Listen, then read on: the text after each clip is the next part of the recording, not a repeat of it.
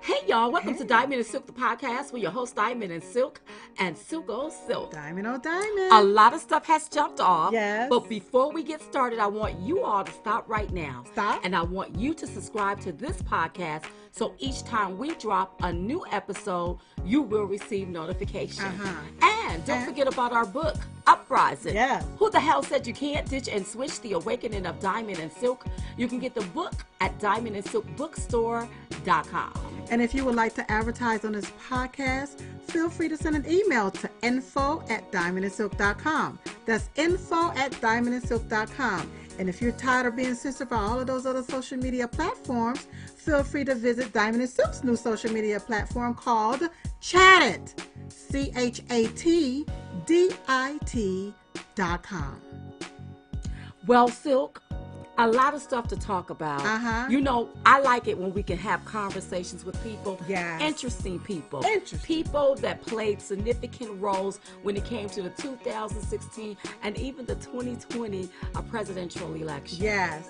Well, we have someone by the name of Brad Parscale, you all. Yes. I know y'all remember him.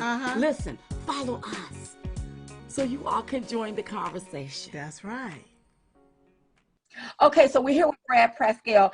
Brad, thank you so much, and thank you for being on the show. Yeah. So we're just off the cuff. We're just going to ask you, what are your thoughts about the 2020 election? We saw a lot of irregularities that we didn't like.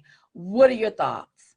Well, I've continued to say for a long time that, you know, we got to separate fact from fiction. That's one big thing. And I just told somebody on the phone this today. I said, if we say 9 things that are true and we have one thing that's not true, all the press will write about is the one thing is not true. So it's very important.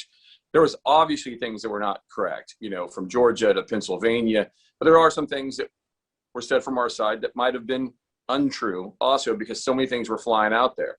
And if we're really going to make this argument, there needs to be a place. And it's one of the things I'm strongly working on. It's American Greatness Fund. And what I'm doing is trying to document and actually put down everything in all the 8 key states we really need to focus on. What legislations, what's happening, what things that need to be done, you know, from a legal fights, what things are constitutionally incorrect, what do we need to teach state legislators to actually do? It's funny, you guys, if we actually go to most state legislators in a state like Pennsylvania and ask them, what do you need to do to help? They don't even know. They don't even know. They don't even know. I found out also, Brad, that a lot of them didn't even know that they had the power to implement certain things. They don't. They don't know what they could do. You got to remember, like, we sit a lot of times sitting at the top of the bubble looking at what a president can do. You guys are very aware of presidential politics, national, federal politics, but state level politics are much different. You might have somebody that in some of these states, for example, like Texas, that only comes every 2 years, that they might have another job. This is a project they do because they care about their state and their country, but they're not sitting around all day with a staff of 12 trying to telling them what to do, you know, and how to do it better. So a lot of these things, it takes an organizations. I think the president, like normal, has pulled out a problem and shown the world, like, hey, this is a problem. Yeah. I might not have every answer, but this is a big glowing problem. And I think right now you see a bunch of groups stepping up. And so what I'm trying to focus on is become almost like the map and instruction manual of how to do it and let everyone else go do their work. But I really think that someplace right now, you can't go and say, what are all the problems in all 8 states? There's nowhere to go. And I think that's one of the things I significantly work on. I have a very big data background, as you guys know, and web technologies and those kinds of things. So I go back to my roots a little bit and take advantage of some of the knowledge I have and make it easier. Even for you fine ladies to go on, click on a button and say, all right, what is it in Georgia we need to fix? So if you're getting ready to do a show, here are the key people. Here are the key state legislators. Here's what the governor needs to do. Currently, there's no directional arrow map to any of this stuff. Okay. Wow. We got to get there because we got to be on the same page, and it do seem like some is here, some is there. Nobody knows where to go or what to do. Yeah. And we got to get a little bit more organized. Especially that's it. Organization is key. Organization is key. Especially when we, say, okay, where do we go from here? If nobody know where to go, how we know where we're going to? Mm-hmm. So that's what I'm focused on. Where do we go from here? So what I'm focusing on is I don't even have all the answers. I'm about to announce, hopefully in the next week or two, a board of a bunch of constitutional attorneys that are going to be a committee on the Citizen American Greatness Fund. One of the people I can say is Jenna Ellis is going to be part of it. Obviously was an important role in what happened, in trying to fight after 2020. But these types of people need to come together, and they need to have researchers together, and we need to create that map. You know, Peter Navarro and other people have done a great job of calling out problems, but that you can call out problems, but you still got to give a map. There needs to be a roadmap. If we want to get from place A to place, to place B, we need to have a map on how to get there. Right now, we know where B kind of is. We kind of know where A is. We have no idea how to get from the place to place. And if you think about it, just very functional and logical like that, there's nowhere to do that. And if we expect these tech companies to do that for us, they won't even barely let us talk, let alone do this for us. So it's time for us to start doing that on our own side. And if we can organize, and I've always said politics is bottom up, not top down, right? And so if we organize at that state level, we can significantly start changing state laws and ballot initiatives. And then you'll start seeing the advantages in the federal election law in which all of you want. We all think a president could stroke a pen, but that's not how it works. Right. Let me ask you this here, Brad. So, do we just let go of what happened in 2020? Because really, the American people are so concerned about that. Yeah. No, we don't let it go, but we have to look, we have to understand, first of all, there's no clear place, even what I said at the very beginning, there's no clear place to even see fact from fiction. Are there facts of things that I think the president were robbed on and or, cheated and or manipulated or whatever words you want to find from the sources? This, did it exist? Yes. Are there things that have been said that aren't true that have now given the media a tool to say, no, see, I told you this didn't happen. So this is all, don't look here. And that's the mistake. Mm-hmm. And so anytime, like I said, you give them 9 to 10 things and one thing is wrong, they'll just throw the 9 out and say, look, you're wrong with that one. Yeah. And that's what they want to do. They want to take and they want to manipulate this into what's the best for their story. I mean, look at today's press conference. I guarantee you they're going to take Biden's 90% of him, blah, blah, blah, blah, and take the 10% where he said something smart, and that's what they're going to showcase. It's the flip model for them. So we have to remember that. So we have to be even more perfect with our facts. And to do that, we need to spend the time to research our facts, looking at 2020, looking at all the things that occurred, and then we'll have the power to make changes. But as long as we keep running around in circles, yelling about it, nothing's going to occur because the media will never cover it correctly. Okay, but Brad, what about the breakdown in the legal process when it comes down to our Supreme Court justice, when it comes down to whenever somebody break the rules or break the law, somebody's supposed to be held accountable for that. When can we look to hold somebody accountable for what we saw happen in 2020, what we see happening right now in our country? Who do we go to hold these people accountable for?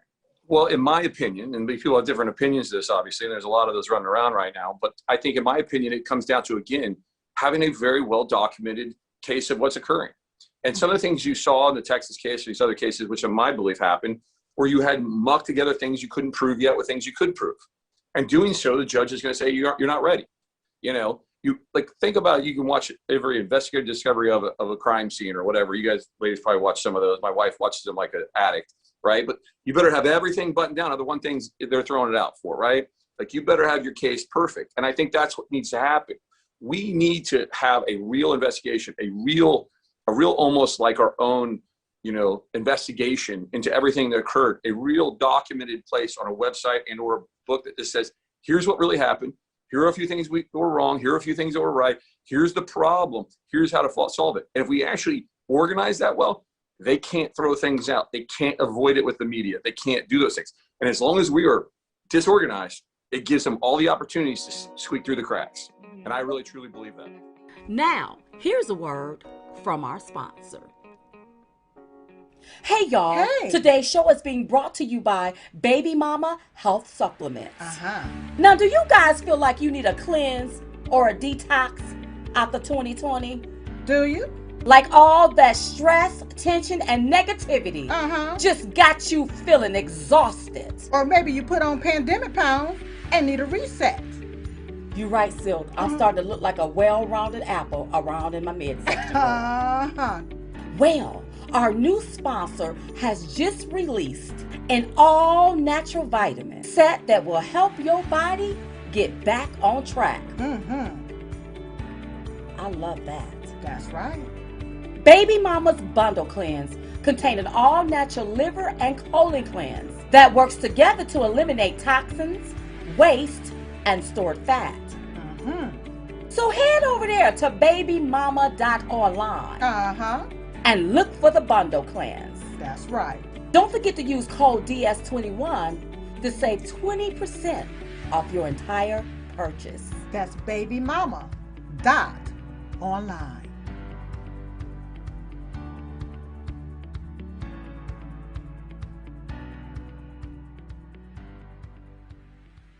I see right now that they're doing, still going to court, still having different cases in court right now when it comes down to the different irregularities that happened in 2020. So how is that going to benefit us now when they're saying, okay, we're going to go back and we're going to look at this ballot and we're going to review this here and so forth, do a forensic audit on this and so forth. How would that benefit us right now since 2020 has passed? I don't know if I'm qualified as the legal expert to really answer that, but from a political standpoint, I still think, look, I think continuing the fights all across are good. I'm not saying that right now people shouldn't not stop fighting, you know what I mean? Or, and give up. I think they should still keep. Right now, you could have 3 different groups right now filing lawsuits in Pennsylvania and they don't even know each other. That could be a problem, right? Yeah. You got the Heritage, you got this, you got that.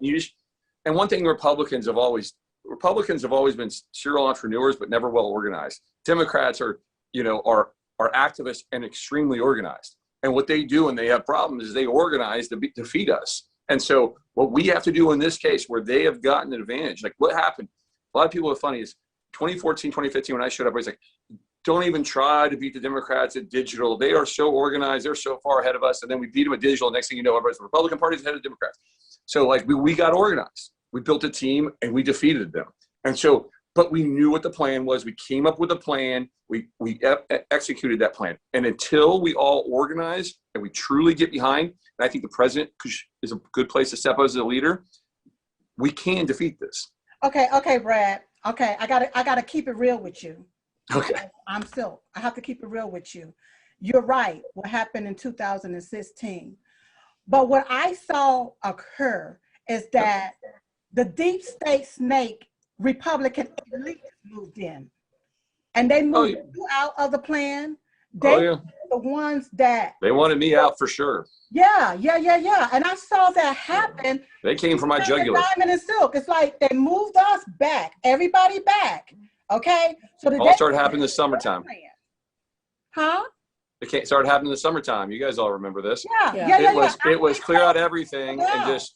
Yep, and they turned him into Bush 04 race. I know. Yeah, and it was even before last year. I saw it as it began to just swindle and unfold, and everybody that was true and loyal to the president, it's like they were removed by the deep state snake Republicans. Okay? Yeah, it's like our own. It feel like our own came here and deceived us. That's how I feel. And I'm just being. Well, let me just put it this way. I was the first consultant in American history that paid TV commercials run against them. Wow. Think about that. No one likes it. Do you think the media ever reported that they actually ran TV commercials against me across the country trying to make and embarrass me so that, the president and or myself would quit? So, that's just the type of people. And these were supposedly Republicans.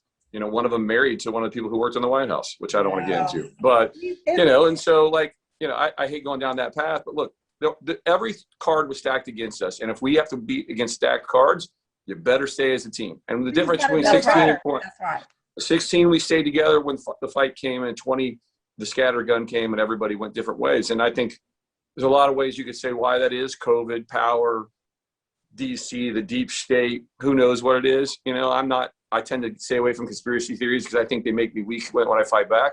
But, it was obvious. I see it now, and so that's why I'm actually doing a bunch of new things. I'm working even harder now I actually feel the fight's different now. Where the fight in 16 was one man who could conquer everything. I almost fight now that we can actually organize in a way that we can fight from the bottom up. Wow. And just start really winning tons of state elections. Really teach and educate state legislators and governors how to actually overpower them with the state governments and fight back against their federal, socialist society they're trying to create. Because the Constitution is set up for states to be powerful. We just need to make them powerful again. And but you can't have no backstabbers around you. Right. Someone I that's agree. not true to the cause, you can't be. Well, that's all of life, right? Right. But that's why, look, I think a lot of us learned who our friends were and our friends weren't after this experience in 2020. Right. Hence why I'm still on your show. Yeah. Okay, so you got I remember still hugging you guys after the 16th convention yes, out there. yes. So you got this new company called Nucleus. Tell us about that. So as I started this over the last 4 years, I really started to see the technology. When I came in, like, where's the program we used to win this election? There was nothing. It was email and texting each other and pieces of paper. And so what I learned was, even a presidential election, you have $1 billion. There's no real tools. You could piecemeal Salesforce, whose owner hates us. A CEO says, I wish all Republicans would not use my platform. We could go out and use Facebook and Twitter, and they hate us too. And everyone hates us. We're all trying to use their tech. And so what I said over the last 4 years, I just started to write my own application, a SaaS application, to manage the ecosystem of campaigns. But what I really want to do is I eventually want to bring that technology to the beginning level of candidates, the young candidates that are running for state things, and actually bring artificial intelligence, in which I've been writing, that actually can automatically build who the voters are they need to get, automatically what doors they need to knock on, automatically know here's the phone calls you need to make, start building scoreboards for them, provide them with thousands of educational hours of videos, teach them what we know at this level, and give it to them down here at a price they can afford without 100 consultants. Because they'll never afford the consultants Trump can afford, right? Right. But they can log into a website that can help them with the logical control of their campaign, understand how to the score to win, and have the informational and educational tools for them to be a better legislator. And that's all possible with technology and money. I want to say one last thing. I go to these donors right now, and they spend $200 million a year giving soft money for TV commercials.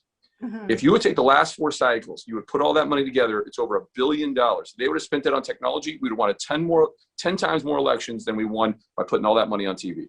Wow. So I'm just going to say this here because it just popped in my head, because what you just did was strategic, and what you're talking about doing is really nice. But should we be showing the enemy our playbook? So they're always going to know our playbook. I don't care if they know the playbook. We can beat them in one way. And the way is that, most Democrat early candidates are activists. They win by this kind of activist. Look at what's her name, out there in Brooklyn, AOC. AOC, they win by activism. Look, I'm not going to sit here and tell them how I wrote this AI and what I'm going to do. Someday they're going to get a login. They're going to see someone's going to show them. I don't really care. I'm 5 years ahead of them. And by the time I get this for the 22 cycle, I'll be 6, 7 years ahead of them. It's going to take them some time to catch up. I was seeing this 5 years ago, and I started writing it. I've spent almost $2 million of my own money just writing it over the last 5 years for my company. And what I've been really trying to do is understand, how do we win more elections instead of just big elections? Right. Because we win a big election, and look what happened to Trump. Yeah. You had a House Speaker, that Paul Ryan, that didn't like him, that tried to sabotage him. You had a guy who's running the Senate now for McConnell for years. It just tried to just wait him out. McConnell's opinion was like, I've been here for so long, you're here for 4 years, bye. And so no one wanted to work with him. And people thought, well, why didn't the president get these things done? Well, when everybody is below you, is not with you, it's hard to get anything done. Yeah. And I believe now, if we can start winning these races down here, those will eventually be our congressmen. Those will eventually be our senators. Right. Those will eventually be the people in power. And if we empower these young kids and we empower this next generation to win elections, and we really start taking back state houses, that will trickle up into eventually the presidents and the kind of races we want to win. But if we just think we're going to keep electing a president and he's going to fix everything, we're making a mistake. Right. That's right. I like that. And sometimes you have to, when you feel down and out, you have to regroup and reorganize, restructure. And we have to have a winning strategy. And it sounds like your strategy is that of winning. So thank you so much, Brad Parscale. And thank you so much for being I love being on your guys' show. Thank you. I always loved you guys both. Listen, you tell our president, you tell President Trump, our president, that we love him. We love him. And you love you, Brad. Love you, Brad. Thank you. God bless. Oh, Suk, that was a great conversation with Brad Parscale, telling us how we can move forward. We have to make sure that we are organized. Yes. So everybody, just please make sure that everybody's not going every which way. That's right. But just stay in the same lane, doing your thing. Yep. But make sure we all know what everybody is supposed to be Being on the doing. same playing field. That's right, and on Yeah. the same page. Yes. Listen, what a great show. Don't forget to subscribe to this podcast so each time we drop a new episode, you will receive notification. And don't forget about our book, Uprising. Who the hell said you can't ditch and switch the awakening of Diamond and Silk? You can get the book at Diamond and Silk Bookstore.com. And if you would like to be a sponsor of this podcast, feel free to send an email to info@diamondandsilk.com. That's info@diamondandsilk.com. And if you're tired of being censored by all of those other social media platforms, then visit Diamond and Silk's new social media platform called Chatdit, ChatDit.com. And don't forget to give us a review, and a 5-star would do. So listen, we was just coming to give y'all the 211. We call it the 211 because it's two of us. And we're the ones giving it to you. So in the meantime and in between time, we will see you all next time right here on Diamond and Silk, the podcast. Bye-bye. Hey y'all, Hey. it's Diamond and Silk. Listen, we still have a patriot out there fighting for the integrity of the 2020 election. So we must support him. That's right. Now that's Mike Lindell. So I want you to head over there to mypillow.com, purchase anything on the site, and make sure you use code DS21. That's code DS21. Go to mypillow.com. And when you use code DS21, you can save up to 66%. Make your purchase now at mypillow.com or call toll-free 1-800-667-2756. That's 1-800-667-2756 and save up to 66%. Silk, it sound like you save a lot. So head over there to mypillow.com. Hey y'all, Hey. Today's show is being brought to you by Baby Mama Health Supplements. Now, do you guys feel like you need a cleanse or a detox after 2020? Do you? Like all that stress, tension, and negativity just got you feeling exhausted. Or maybe you put on pandemic pounds and need a reset. You right, Silk. I'm starting to look like a well-rounded apple around in my midsection. Well, our new sponsor has just released an all-natural vitamin set that will help your body get back on track. I love that. That's right. Baby Mama's Bundle Cleanse contains an all-natural liver and colon cleanse that works together to eliminate toxins, waste, and stored fat. So head over there to babymama.online and look for the Bundle Cleanse. That's right. Don't forget to use code DS21 to save 20% off your entire purchase. That's babymama.online.